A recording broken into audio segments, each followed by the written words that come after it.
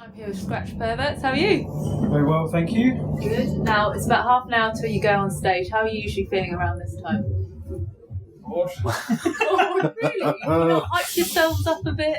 We've been doing this for quite a while now, so it's gone to the butterfly days. No, I'm genuinely looking forward to playing music to an audience and having a label and stuff. It's exciting to sort of champion stuff that's going to be coming with that. So, yeah, looking forward to it. Yeah. When I speak to a lot of bands, they say they almost go on autopilot after a number of years of playing songs. Can you ever do that as a DJ, or is it always that spontaneous thing? As a DJ you do, but I think when it comes to music you can't, because there's loads and loads of good new music out. I think most people now, with nearly everything being digital, do all their prep beforehand. So the idea of DJing is an autopilot thing, but what you do when you DJ musically changes every time you do it. So, but you need that. I guess you need that. You need to be able to do that. You need to know that that everything's in place and everything's fine. So autopilot's very handy. But yeah, musically, I mean, you do all your work in the week really, and then you test your mixes when you're out, see if they work. And Fingers crossed they do. yeah, there have been many times I haven't. Okay. There have been many again, with things being digital, it's quite competitive. So, with certain musics, you try to work out like 6 or 7 blends in a row, quick. Luckily with dubstep, most stuff is made at 140, so it's a question of doing that. But in other musics, when that's not the case, if you're trying to fire through tunes really quickly, it can go really wrong. And then you won't back out, you'll carry on and just make it get worse and worse and worse. How do you respond if it doesn't go to plan? Do you dwell on it, or do you bounce back? Oh, you just let it run. Just duck, and it makes it look like he did it. It's amazing. I do it genuinely. If I make a mistake, it doesn't happen very often, but if it does, you'll just see the top of this hat above the table, little finger pointing in his direction. He did it. I was actually going to ask you about that, because I think you guys held on to some of that b-boy ethos, that you're quite competitive with others and each other. So after a set, will you go, I think I was a bit better than you, or... He doesn't get that luxury very often, I'm afraid. I wouldn't say we are that competitive really when it comes to the DJing side of things. Maybe buying trainers or something, we're a little bit competitive, but not with the music. I think it is the all for one and one for all situation. So if Tony cocks it up, I'd have bad, and vice versa. What is the most regular cocker-upper, so to speak? Who is the one that makes the most mistakes? If I had to... I'd like to think that neither of us really make that many mistakes. When we do, it's an art form in itself. Yeah. But as Tony was touching on, the risks involved in DJing are far fewer than they once were. Yeah. With everyone using sort of, I'm on time-coded vinyl, still use vinyl as a time-coded format. So there's less risk involved than back in the days when we were playing off of wax all the time.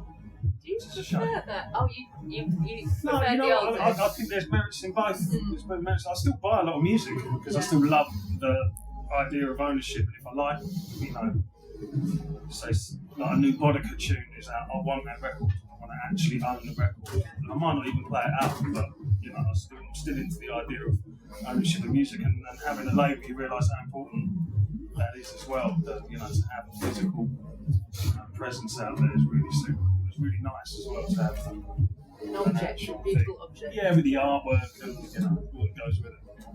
I was looking up your inspirations and I saw Aphex Twin, Red Hot Chili Peppers, the Neptunes. Are there any current artists that are really exciting? Yeah, that's a bio from about 2001. Is it? Okay, update. Yeah, we've been too busy to write a new one.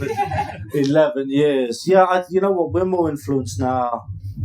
I mean, there are certain influences that you'll always have in music from the greats, as it were, probably similar to what a lot of people have. But there's it goes back to what I said, there's a lot of really good new music around at the moment. And these people are very inspiring very quickly, because we spend all our time sitting in front of computers making music, as do these people. So you can, you have something to gauge your progress against, and that turns into inspiration very quickly. If somebody's particularly good, Joel touched on Bodika, but the Faint tune that I hear, Joy Orbison, put out this year was, I mean, the moment I heard it, I was so into it. I mean, I play it in the morning, I play it at night, it makes me feel tough. It really does. I feel hard when I listen to it. It's just, I can only really get that from new music. And that's because there are lots of good people making really good, imaginative, forward-thinking music. And best time I can remember for it, really. To be into so many different styles of music, it's not an internet-based thing for me. It's just because there are really good bits of music being made in loads of different genres, and it's the first time I can remember being that open about things. And can you see that it's having a noticeable effect on what you're doing when you get together and you make the music yourselves? Is there an obvious? I think there has to be. I think even if you keep someone else's idea in the back of your mind, just so you stay away from it, or start. I mean, the style of production and how you produce something is as important as what you produce.